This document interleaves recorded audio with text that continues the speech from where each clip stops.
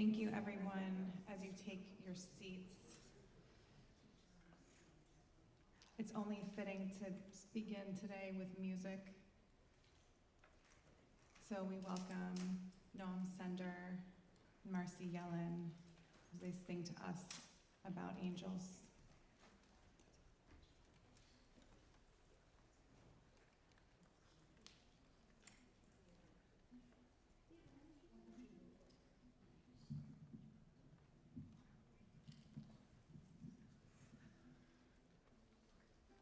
Hello, everyone.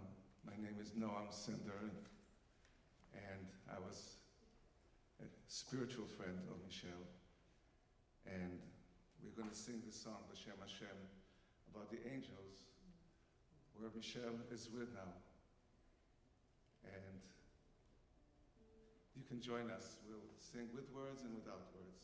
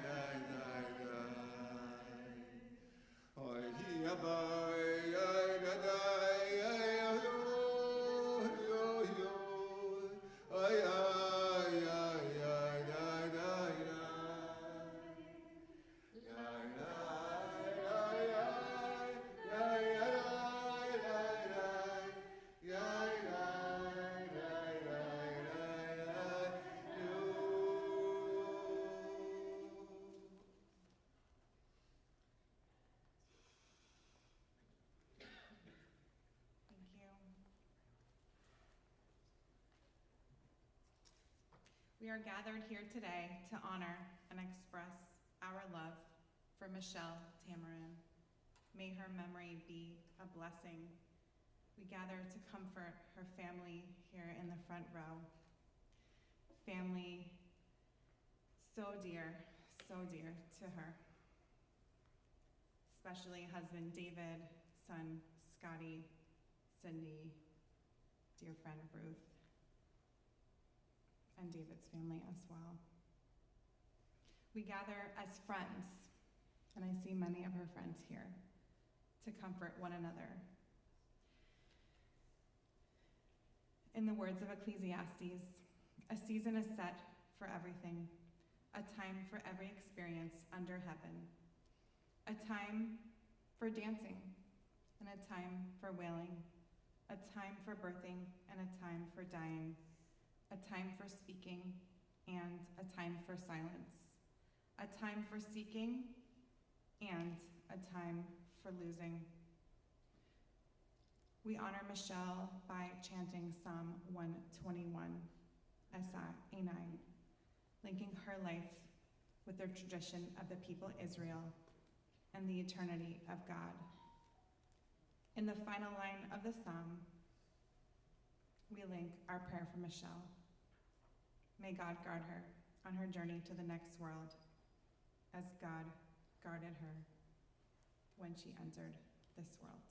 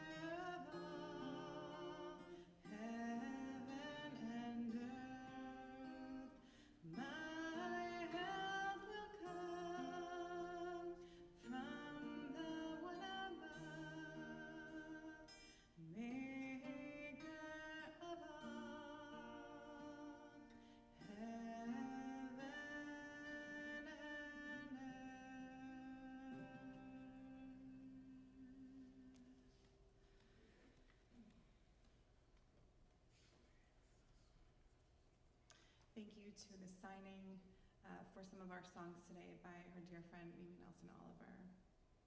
At this time, we will call upon friends and family to share words of Michele, starting with her husband, David.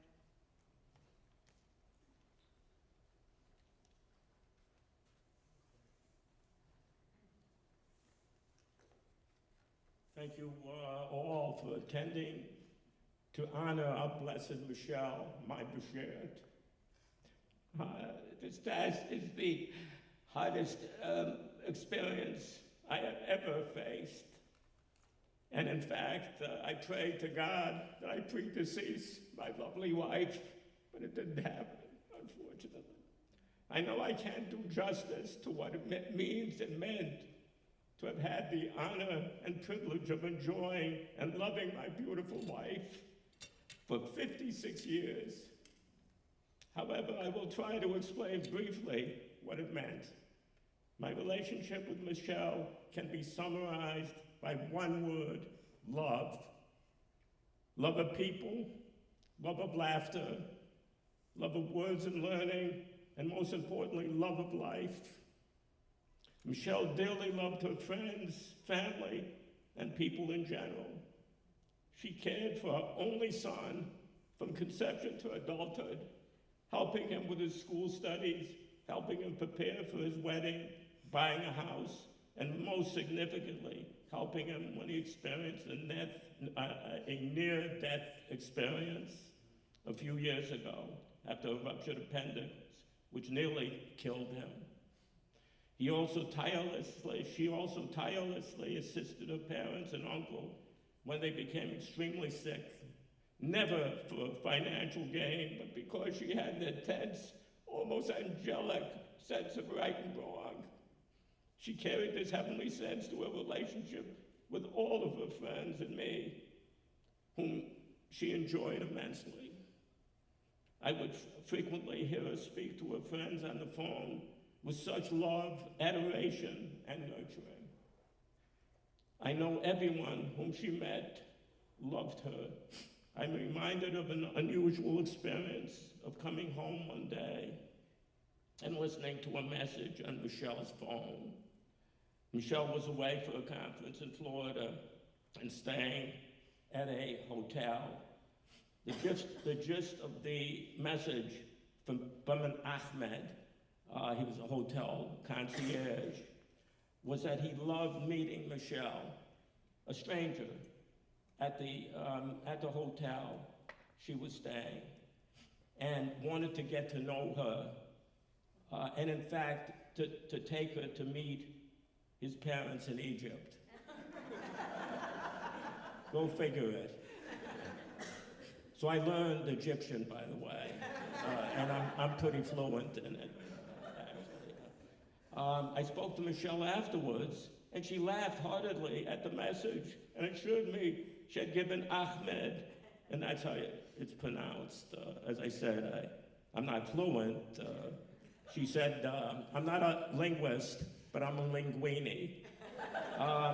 No encouragement, and informed him that she was married. However, that fact had not stopped him. Similar circumstances have happened a number of times when she went to Florida. Men would meet her on the plane. For example, Alan Greenberg, he was a composer, and he fell in love with her. He said, I don't care whether you're married, I'm going to take you away with me. And I laughed. I really enjoy it.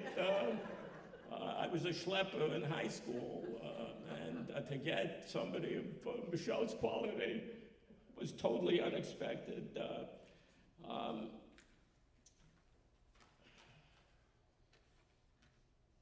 Michele's love of friends and family and even strangers manifested itself on innumerable occasions, and especially as kindness and compassion to her dying friends. I mean, she was remarkable that way, and family. Finally, Michele taught special ed in New York and Acton, and was highly, highly regarded by the parents, teachers, and especially students who kept in touch with her, called her, even to the present, after many decades. Michele loved to laugh and could have been a stand-up comic. She attributed her comic sense to her mother and grandmother. An example of her mother's sense of humor was the following story, which Michele frequently quoted. I had a very miserly aunt, Aunt Estelle. I don't know if Michele mentioned that to anybody, who would frequently declare that no funeral home would obtain her precious body. And in fact, she had donated her body for medical science to the local medical school, and daily would call the funeral home and announce her plans. You're not gonna get me. When Michelle's mother heard the story, she spontaneously stated, remember this, may she rest in pieces. That was spontaneous, incredible, and Michelle's wit was identical. Michelle would laugh heartily every time she remembered the story. Michelle and I would spontaneously laugh at silly things. I told her that one day I went to Worcester to conduct business and saw this disheveled gentleman holding what appeared to me to be a panhandler's cup, a money cup. I noticed that I had a lot of change in my pocket, and I was very anxious to deposit all my change into this cup, which I did, and out came a lot of coffee. So we looked at each other, and he said to me, what the effing did you do? And I said, keep the change, please. That evening, about 2 a.m. in the morning, Michelle awoke, wheezing and laughing. I thought I would have to take her to the emergency room. She was actually wheezing. And then went to a computer to generate a cup of steaming coffee, under which she wrote, what the effing did you do? I still have it. Michelle was an outstanding writer and wrote 2 or 3 books and was in the process of writing her last book. Her first number of books concerned her immediate family and the experience of bad things happening to good people. For example, when she broke her left ankle, her surgery and recuperative process. Her last book was about her experience with positive psychology and asking deep, profound questions which have baffled philosophers for centuries. Who am I? Why am I here? What am I expected to do? All of these questions were entwined in a deep belief in the existence of God and the soul.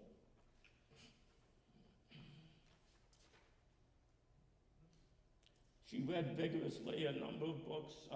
However, her greatest studying efforts were with friends, Rabbi Michael, and relishing studying the Zohar with Rabbi Matt remotely. Michelle wrote for the Jewish radio station Hagigah, researching musicians' lives featured in the program and received great acclaim. Finally, remarkably, in her young age of 65, Michelle and her Schwesters became bar mitzvot. In Michelle's case, her synagogue to which she belonged as a teenager did not allow young girls to be bar mitzvahed, which disturbed her immensely, disturbed her sense of justice immensely throughout her life. Notwithstanding the fact that she claimed to be tone deaf, she stubbornly learned the tropes, the Hebrew language, Jewish history, and performed brilliantly at her bar mitzvah.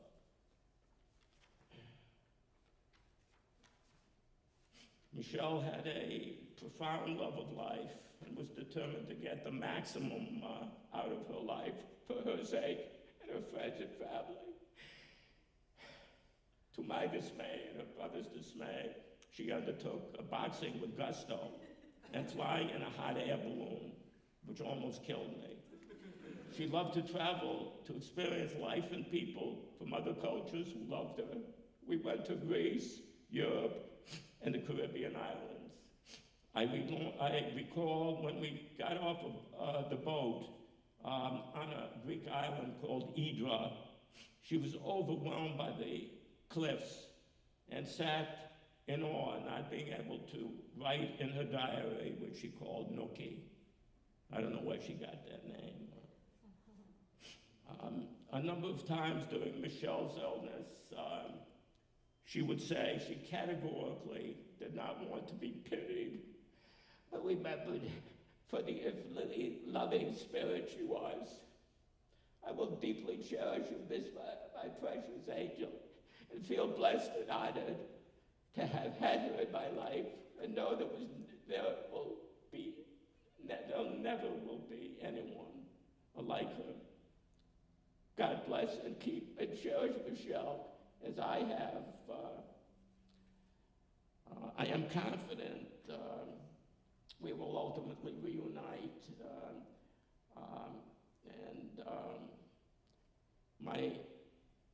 my Bashir and laugh and love again. This eulogy only presents snippets of Michele's astonishing and remarkable accomplishments in life. Thank you all. Thank you all for attending.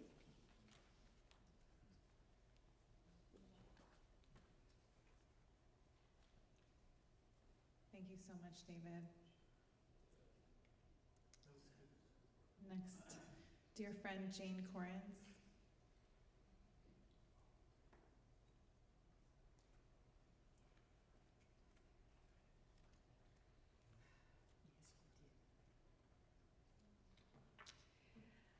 Well, 20 years ago, I walked into a room with a man who was very, very ill, had just had a stroke. And my understanding was he had just buried his wife a few days before. His name was Herman Liss, and it was Michele's father. I walked into the room as the hospital chaplain. Michele was sitting on the bed beside where he was, and I was to meet for the first time a tzaddik. I had heard about them, but I had never met one. But that day, I was to meet one. It was the most amazing experience being with him. And he has been with me for 20 years. And the love that she had for her father was something to watch. I saw him in the hospital all while he was there, and then he was transferred, I believe, to Grosvenor Park. I don't remember what it was, Grosvenor Park or the JCC. I believe it was Grosvenor Park. And I went to see him again there. And then I did not see him any longer. I think that it might have been a selfish act, because I think I was visiting him for myself. Because to be in the presence of Herman Liss was to be in the presence of someone that exuded compassion, love, and he was an Orthodox Jew, and you knew how much that meant to him. Well, as they say, the apple doesn't fall far from the tree. And I believe I've met two tzaddiks in my life, Herman Liss and Michele Tamaren, his daughter. I went back to the hospital and continued to work. And as Michele told it, of course, he was magical, as tzaddiks normally are. He kept on asking Michele where I was, not about visiting him, but saying, have you become friends yet with her? And Michele would say, Dad, she's the hospital chaplain. Oh no, Michele. You and her are destined to be friends forever. Your lives are going to intertwine. Dad, you're wrong. Well, thank God, he was right. Shortly after he died, I was at the senior center. I believe I was at Peabody, maybe speaking or something, I don't remember. And she got up and ran into my arms, and so it began the fulfillment of his prophetic words. She was to become my friend, my mentor, my teacher. What we did after that, as we became very, very close, and realized how much we had in common as far as our interests. we began presenting together.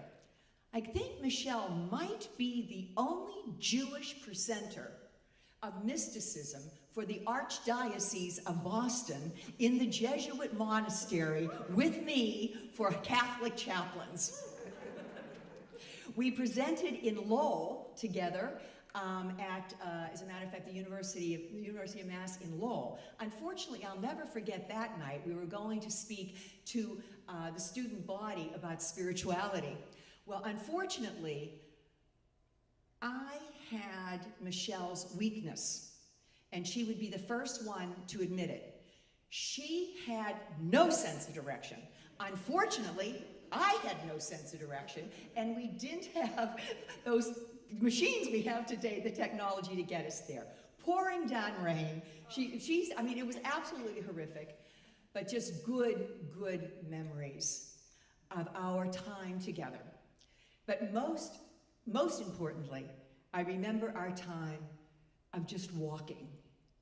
We had a writers group going because she felt that I was not writing and I should be. And I said, I don't want to. I don't like it. And she said, I don't care. You are too. And so now we're going to meet, and I know you, we're going to meet once a month. So there were 3 of us that came together in each other's homes, and we would present what we were writing, and she was in the process of writing her book, which was absolutely amazing. Maybe we should get together and try to look at some of these notes and try to put something together, because let me tell you, it was one of the most outstanding things that I ever read.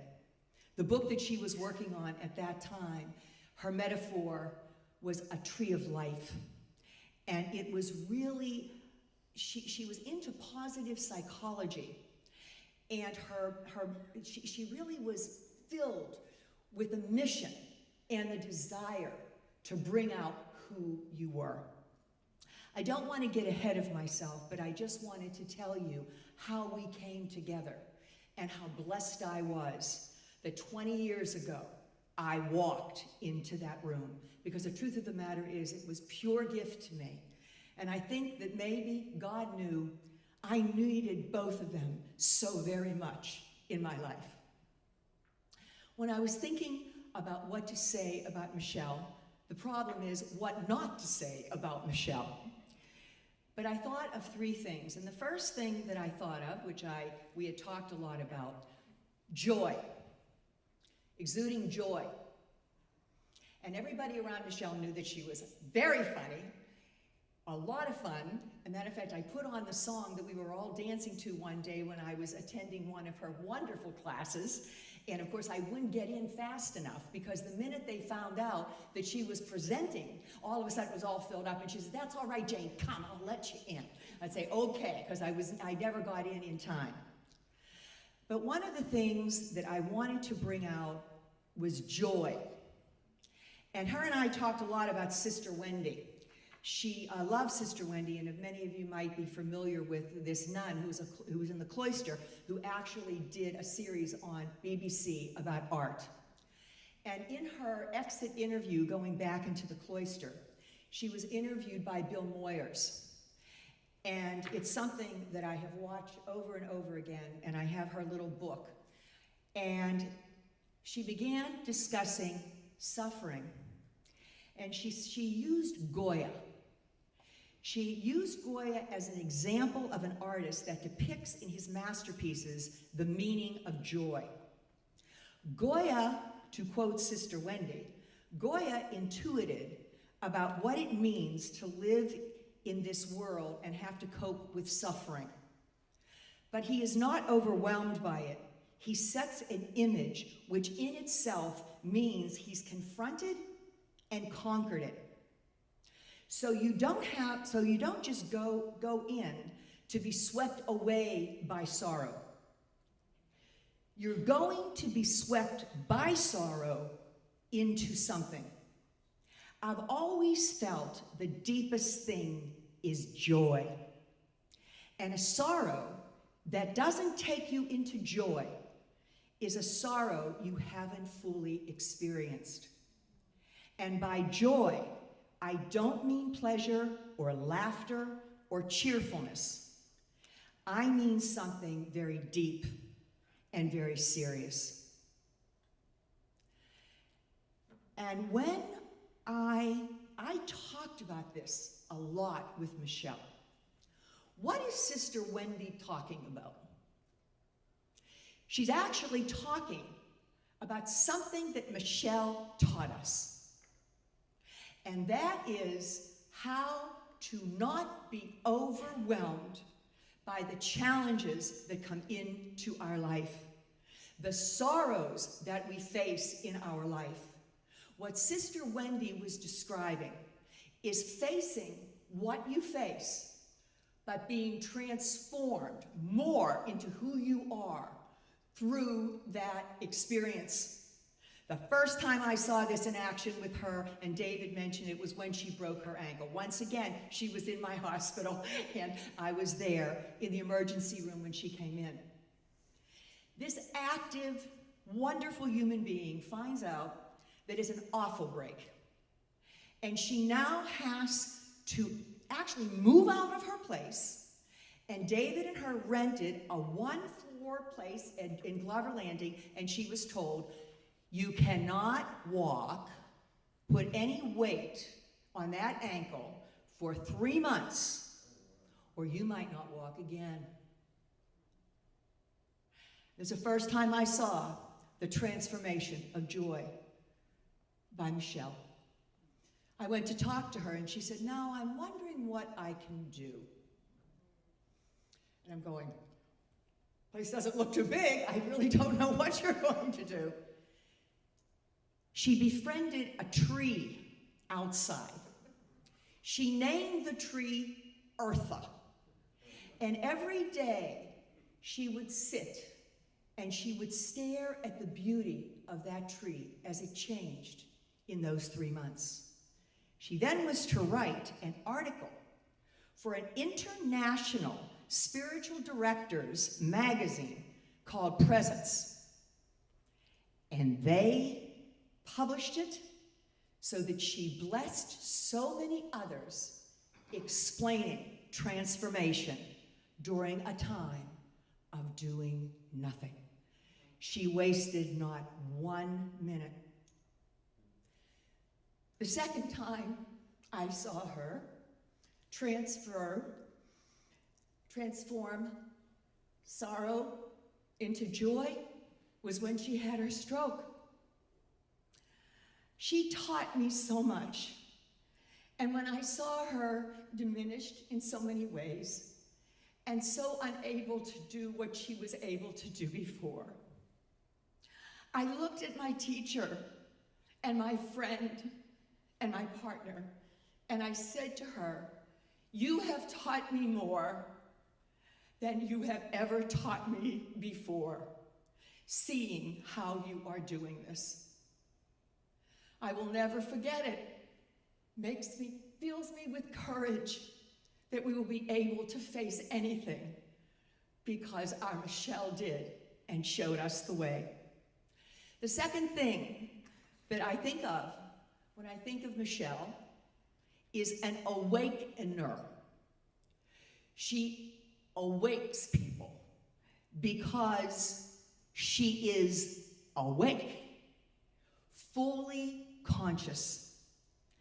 You know, she got interested in the Zohar, the book of splendor, the book of radiance. And I've been studying it, I would say now, for about 7 years. And she began studying along with me, with Dr. Matt, who actually translated the Zohar from Aramaic into English, and it took him 18 years. It's 12 volumes. It actually looks like the Encyclopedia Britannica. But what is so beautiful about that, the Zohar, it actually takes its name from a quote from the book of Daniel.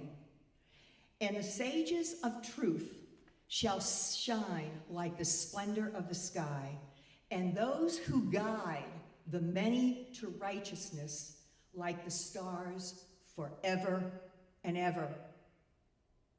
That explains the tzaddik, their rule in this world.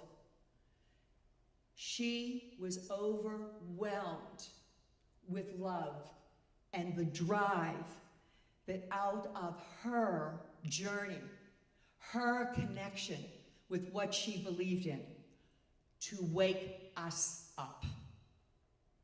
To wake us up, and she had an incredible gift, and she knew she had this gift. I mean, really, I think she was so humble because she knew who she was, which I think really is the true definition of humility. But she had the gift of seeing you. She could see you, she could see your gifts, she could see what you needed to do to be who you are and bless the world by stepping up and being it. It reminds me, you know, she was so involved with positive psychology. Positive psychology will not rest, and it does not dwell on your weaknesses. It won't do it. Don't lie on the couch and talk about your weaknesses. It concentrates on your strengths, because that's the hardest way to live. Our deepest fear, this is a quote from Marianne Williamson, our deepest fear is not that we are inadequate. Our deepest fear that we are powerful beyond measure. It is our light, not our darkness, that most frightens us, and she knew it. She knew that the most difficult thing to do was to be you, to find out uniquely who that was, but she'd see it, and she would not let you off the hook. She was her father's daughter, and sometimes it was hard, because she could be tough if she really felt that you needed to do what you weren't doing. So she woke people up, and she was fully awake, fully conscious. The Zohar is about waking people up. That is all it is about. Talking about Hashem and waking people up to who God is and who you are in the whole destiny of things. Our purpose is to shine our unique light in this world, discovering more and more each moment of who we truly are, while simultaneously remaining connected with our source, always remembering. She said, you know, she lived by this. And she told me it many, many times. Remember who you are. When she first started school, she said, my mother dressed me in a very, very nice thing, grabbed my face, and looked at me in the eye and said, Michelle, always remember who you are. And then she told me, she said, well, you know the story about what happens in the womb, don't you?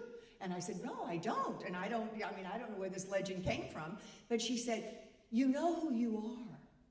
And you actually know your connection with God. But right before you're born, an angel taps you right here. And that's why it's indented. And you forget everything. And your goal or your role in life is actually to find your way home again and to discover that. That's the spiritual journey. The third thing that I wanted to say she was a Jew. She was a Jew.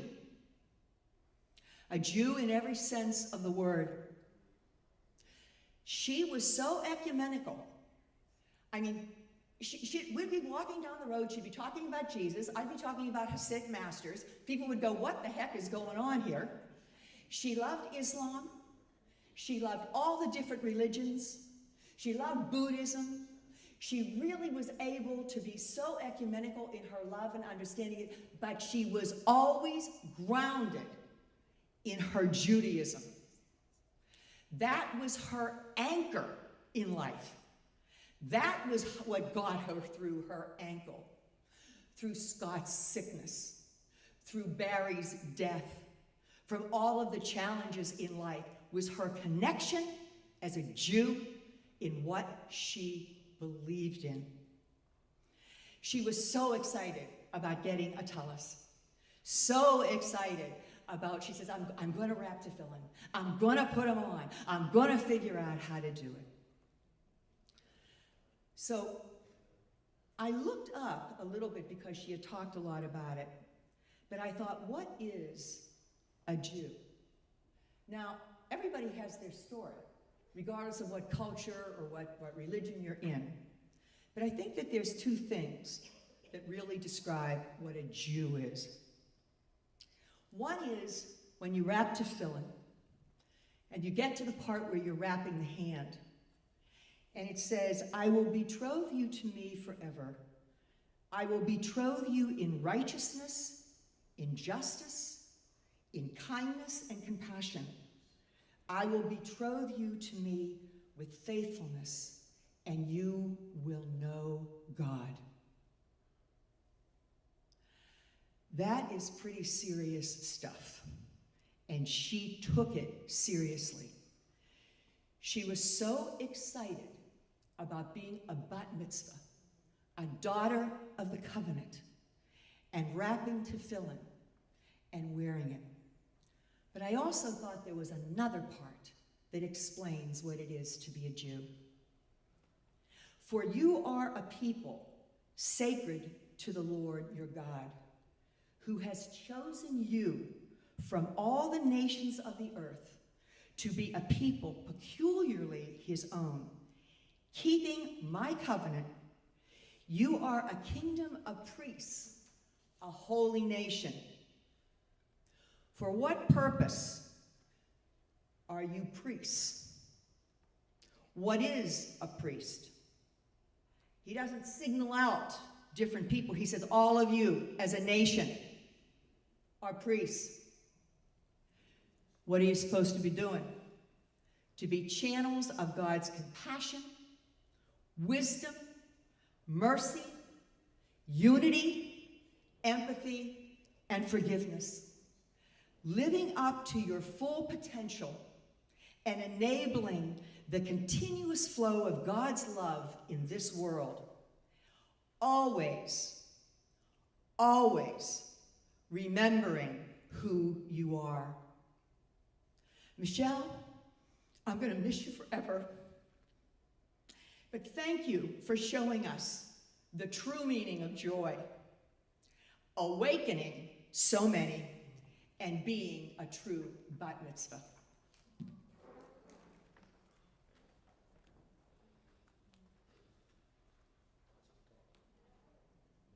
Thank you so much, Jane. Mimi?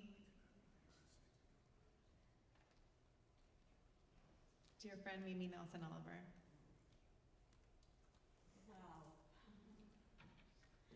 Wow, Jane, David, and wow to being up here. You know, Michele was the one who was supposed to be up here. Michele was always up here. You know, when Rabbi B went on vacation, do you know who was on his bat phone? Michele. Will you do my dvar? She was always up here. She would be up here doing somebody's eulogy. And here we are, being up here.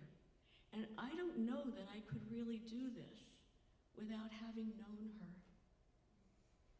Like you said, she brings out that part of us that we don't even recognize in ourselves. But boy, it's there. So this feels a little crazy, and I'm really humbled and honored to be here because so many of you could be up here telling your stories. So, over the past few days, many of us have shared our amazing walks and talks and heart-to-hearts we've had with Michele. The truth is that when she was with each one of us, we felt as if we were the only one. Michele was the epitome of presence, capital P-R-E-S-E-N-C-E, capital presence. She had it, right? She has it, she had it. I used to say that I visited every temple in a 30-mile radius searching for a spiritual home. And that's true, really, almost probably. Never really finding the right fit. Those were the days I would venture into Watertown to go to B'nai Or, the Jewish Renewal Group in Greater Boston, especially for the high holiday services. And on the way home, passing right ironically, like right about here, it's like, come out, wherever you are, I know you're out there. I would just cry that out loud, searching for a spiritual home. Then over 17 years ago, I met my dear soul sister, Devorah, who shared that I looked no further. An amazing renewal service was right down the street. You remember when it was back in the classrooms or in the tent? Those days. I just looked at Dara. The minute I walked in, I was greeted by this beacon of light, this radiant woman. Was it Shekhinah? Was it the inner divine presence? You've already guessed it. So many of you have had this experience with her. It was Michele. Gitti called her our ambassador. Oh, she was. And Michele would say that we recognized each other's souls, that we have been traveling together through millennia, that we were bound to ultimately find each other. We recognized each other. I had finally found my soul sisters. We actually called ourselves Spirited Sisters, and with other amazing women here who seemed to be drawn to the same light, we studied, we danced, we prayed, we meditated, we questioned, we laughed, we played. My cries for a more local spiritual community had finally been answered. And our relationship grew and grew. Throughout the years, Michele and I, like many of you, we could tell the same thing, walked most of the streets of Old Town Marblehead, the Causeway, to the Marblehead Neck, and back, right? Talking and laughing and crying and sharing our hearts and souls. We would see signs, not the street signs, but we would see signs all around us of affirmation that we were on the right direction, maybe that we were on the wrong direction. And of course, signs of hope and joy, She was not only my Schwester, but she was my guiding light, my coach, my biggest cheerleader, my mentor, my healer. You know, she would be the first one that would come if you weren't feeling well, or say, can I send you some Reiki? Right? She was a healer and a protector, right, David? A boxer. She was like a protector. So here's a story as my protector, and there's so many stories. On one walk, I took her past a condo I was thinking of buying. She took one look at it, and she told me all the reasons why I should not buy it, especially because in the winter, if it froze, I could really hurt myself on the stairs. She said, you're meshugana mimi. I mean, somebody had to say something in Yiddish up here, because Michele was always speaking in Yiddish. She was right. I let that condo go. I knew Michele would always tell me the truth. She always would tell you the truth. We shared the love of interfaith spiritual learning and growth. In fact, Michele, we were both supposed to get our doctorate degrees together. And it's because of Michele that I'm working on one now. And she's going to be with me. She actually, it's in like interfaith, but it's really Jewish spirituality, but interfaith embodied spirituality. And she motivated it. There was, I saw Amanda. Amanda, you and Michele had the Shir Nefesh, the mental health initiative. And Michele looked right at me, like, like you were talking about over there, Jane. And she said, you're doing this. I said, I'm doing what? she said, you're writing this grant for us, and you're gonna do this. It's going to be in mental health, mindfulness, and movement, and how that is so uplifting and affects us on all different levels, neurobiologically. She wanted her doctorate in neurobiology, right, David? Yeah. Neurosciences. Right. She said, you're doing this. And I went, okay, this was during COVID. And I went, okay, and I wrote a grant, and one thing led to another, and it became my mission statement for school, and now it's been the guiding light of the last 2 years of study, and I'm going to be doing this project in the fall. You guys are going to, anyway, it's going to be here, and we'll see how it goes. But I dedicate that entirely, I'll say it again, entirely to Michelle's vision. She's a visionary. She had this uncanny ability to recognize in me that which I hadn't fully recognized and accepted in myself. Right? Right? Yeah, right. Okay, I was there this morning. I went to the ocean. We shared the love of water. Any body of water. The ocean, the pool, the mikveh. Right before our Benot Mitzvah 12 years ago, with our 12 beautiful Benot Mitzvah sisters, Michele, Diane Levin, I haven't seen her, but Diane Levin and I went to Mayim Hayam, the mikveh, living waters, in Newton to do an immersion before our special day. It was so sacred, just so sacred. And since her illness, anytime I mention going swimming, which I have been every day since she died, she is always there with me.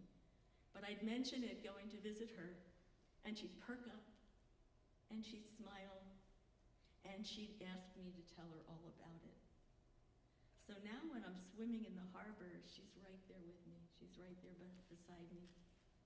Michele was not only a visionary, she also made things happen here at Shirat Hayam and out in the world. We saw her in action both behind and in front of the scenes. From the classes, programs, concerts, some have been mentioned, there's way too many. But I would like to think that she had some very magical superpowers, okay? So the morning she died, I woke up to Ruthie's call at 7:15, sharing the news, right? No sooner had I received that call that I got texts and emails from work. Don't go on medical records. Something's going on with the internet. They didn't know if it was hacked. So eventually the morning was canceled. Then the afternoon, this was Friday, right? The afternoon was canceled. The whole day. Later we learned that it was a global cyber shutdown after an upgrade. I had the day off. I was able to connect with friends, bring Michele swimming with me, slow down and take care of myself in all this grief. I want to believe that Michele pulled strings up there. She was already working at it. Always a teacher, maybe yet again, she was sharing the lesson we all need to learn, that we are interconnected with each other. Not by doing, but by being. Not by the World Wide Web, but by love. Pure and simple love. So, Michael? Yes, I thought that was you. Michael Whitner and Michele wrote this book about her beloved father, Herman Liss, and how he was a mentor. Extraordinary, an end-of-life story without end. Michael, I hope I have your permission to tweak a quote that you have in here about Herman, which applies perfectly to Michele. He shook his head. I saw a little of God in Michele every time I was with her. I think I've become closer to God in knowing this extraordinary woman.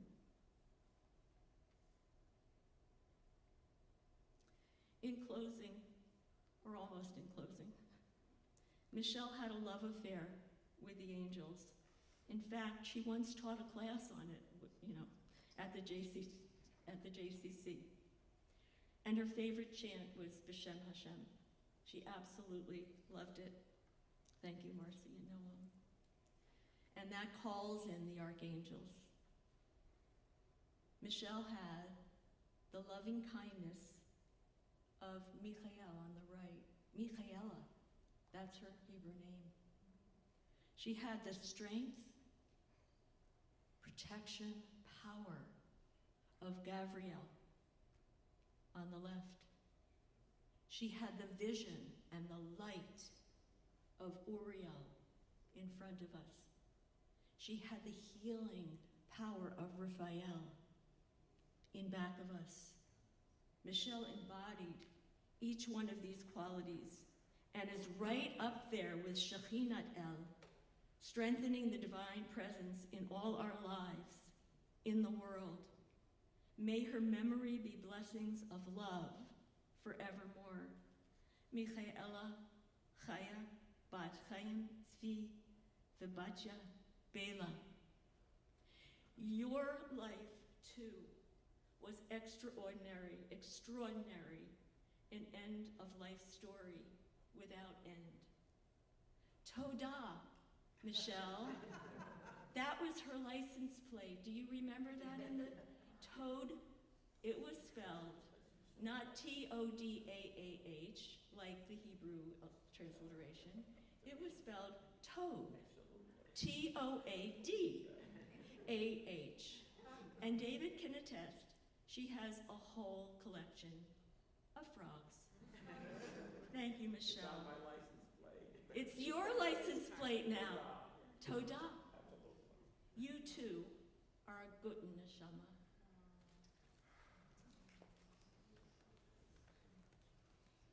Thank you so much, Mimi.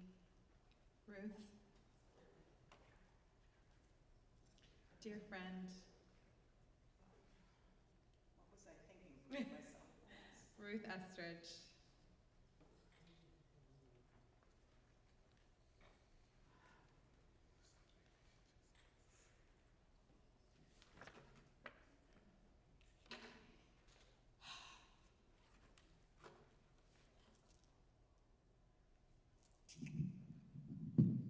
Hi.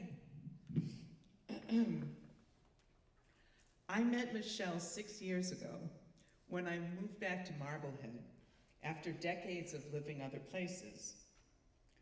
She told me that she had been noticing me for years. I would randomly show up at Shabbat services here at Shirat Hayam, maybe 2 or 3 times a year, and she would think that I looked like someone she would want to get to know. And then I would disappear again for months. She didn't know that I was visiting my mother or my brother, who's sitting over there somewhere, or one of my girlfriends, and then returning to wherever it was that I was living. Until I didn't. Until I retired and moved back to my hometown.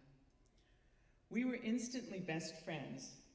She was the sister I had always dreamed of, and please don't tell my actual sister that I said that.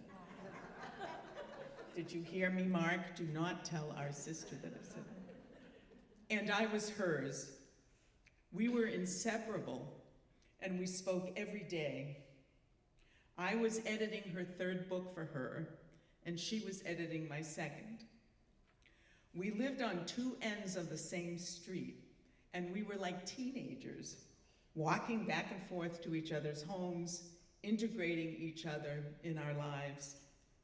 I remember being at a party, and I overheard one of her friends say, "Who the heck is this Ruthie Estridge, and how did she become Michele's best friend?"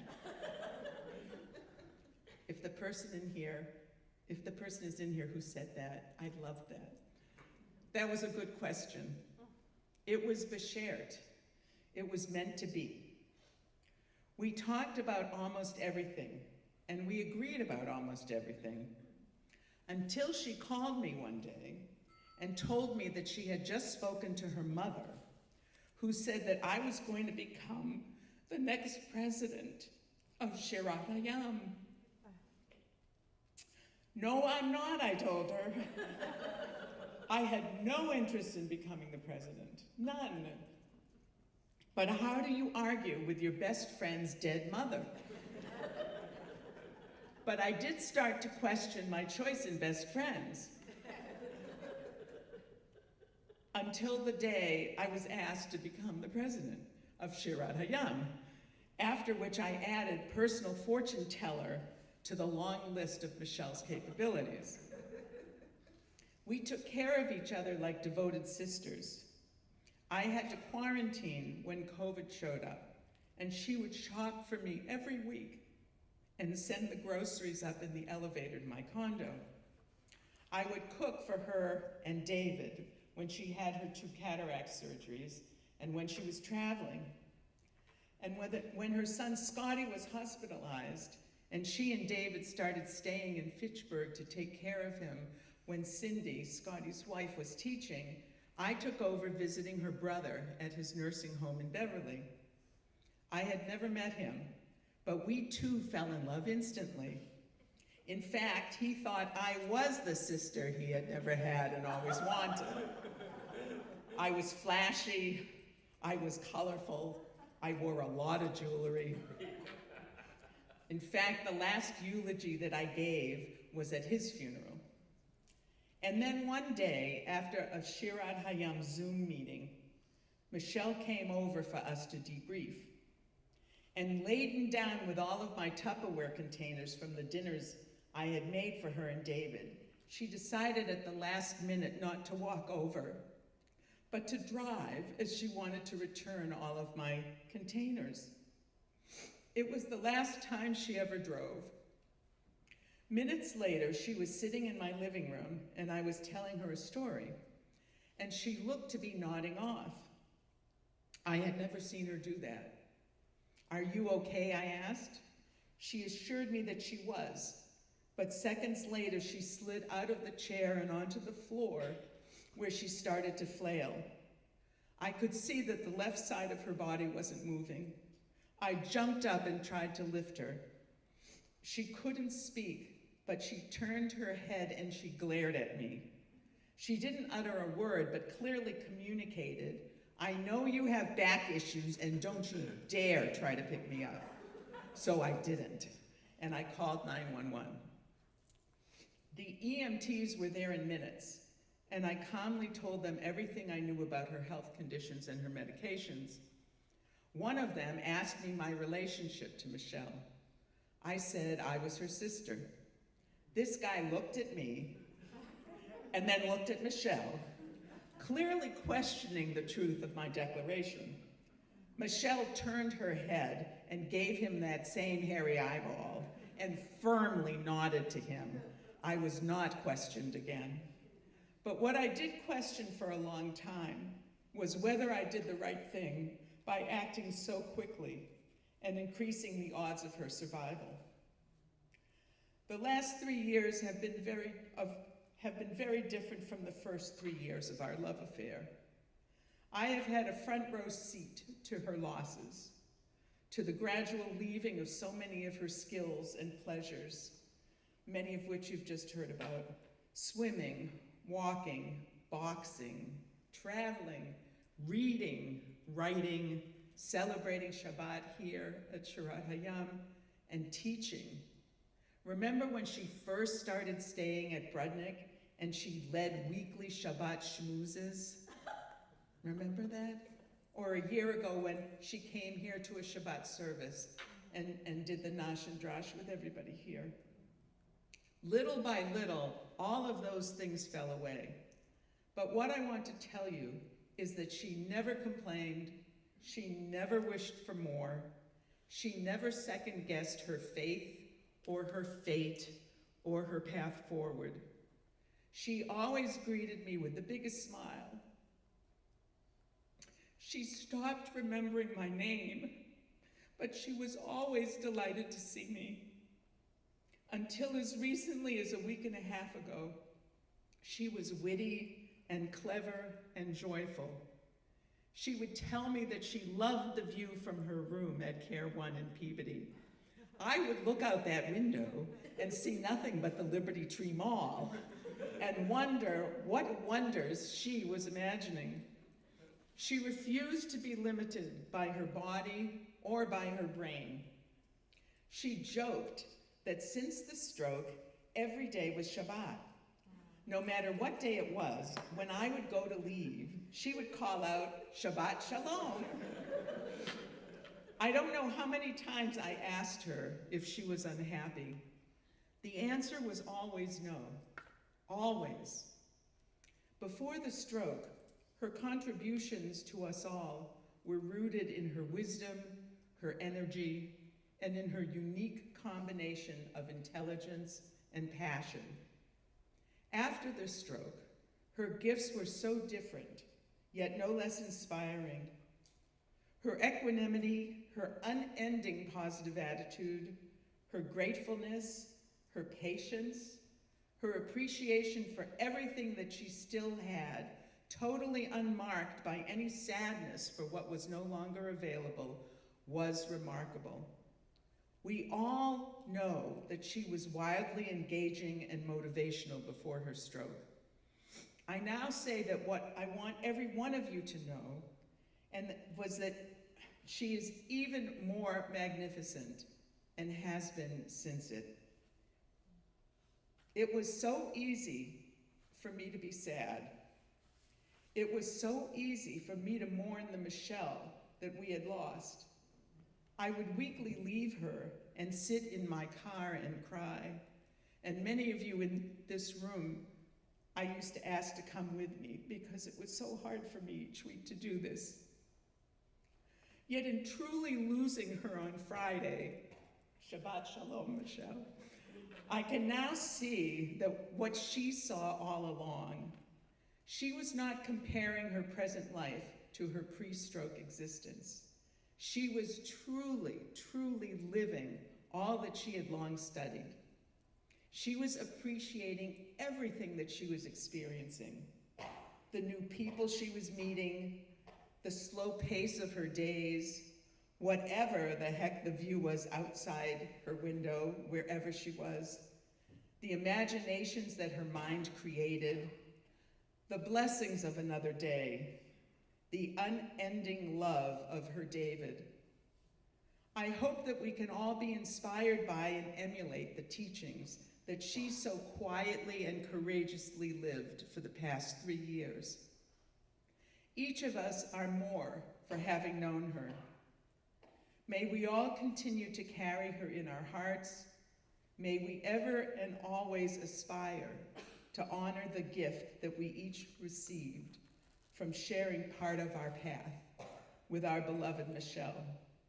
May her memory be a blessing and an inspiration to the end of our days as well. Amen.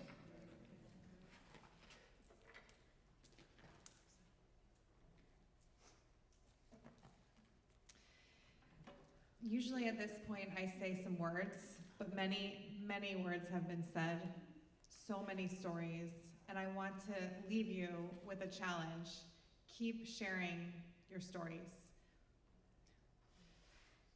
In speaking about some stories to share today, we just laughed in my office, and it was just so beautiful. We just talked and laughed. And I want to thank Michele for being a part of the team that brought me here to Shirat Hayam 3 years ago. So sadly, I didn't get to share very much with her, but seeing the community pull together for her after she suffered at Ruth's house, to continue to pray for her, celebrate her birthday, and even in her final hours, singing with her. It's no better eulogy than to add more music.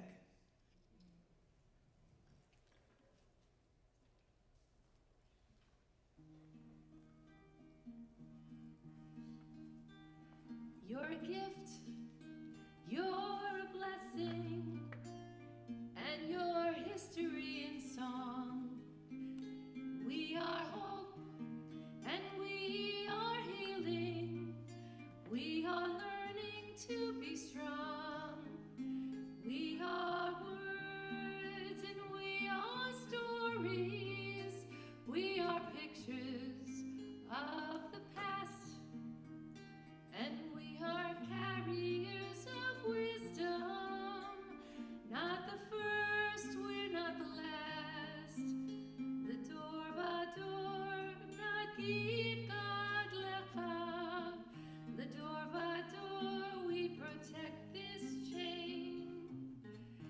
generation to generation, the door by door, these lips will praise your name. And looking back on the journey that we carry in our hearts, from the shadow of the mountain to the waters that will part, we are blessed and we are holy. We are children of your way, and the words that bring us meaning, we will have the strength to say. The door by door, not gid God lecha. The door by door, we protect this chain. From generation to generation, the door by door, these lips will praise your name. The door by door, not gid God lecha. The door by door, we protect this chain. From generation to generation, the door by door, these lips will praise your name.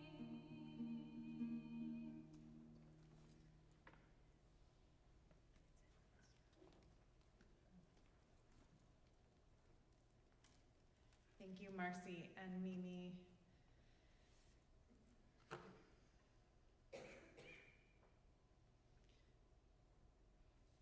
Always loved and missed, but never forgotten.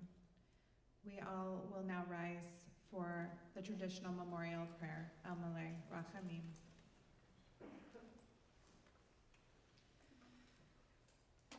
El Malay Rachamim, Shochem Hameromim, Hamzeh Menucha Nechona, Tachat Kanafei HaShekhinah, B'ma'alot Kedoshim U'Torim, Kezohar Harakiyah Masirim, Et Nishmat Michaela Chaya, Bat Chaim Tzvi Ve'Batya Bela, Shechalacha Le'olama, Began Eden Tehei Menuchata. Ana Ba'al Rachamim, Hasirei HaBesefer Kenafecha Le'olamim, Utzror B'tzror Chachayim, Et Nishmata Adonai Hu Nachalata, B'tanuach B'shalom Al Mishkava, V'nomar Amen.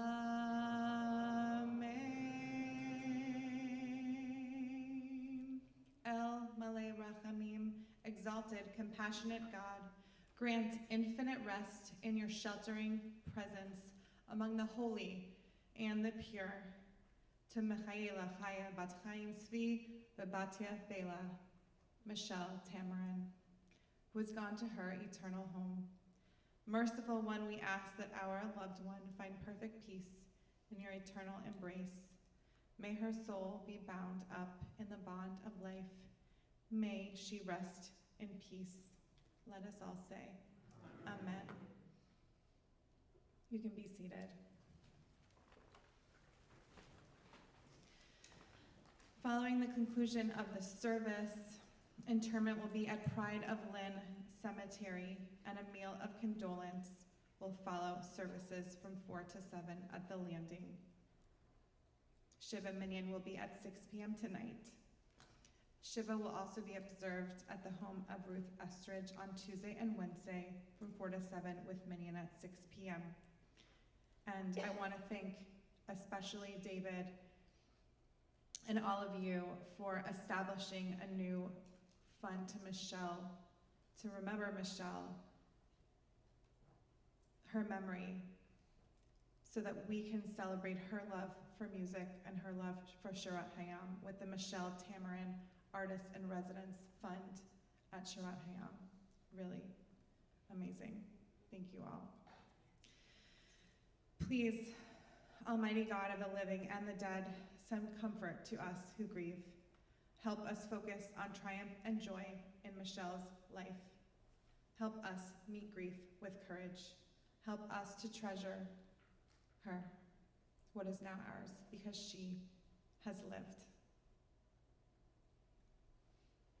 Now we call upon her bat mitzvah schwesters to accompany as pallbearers. Please rise.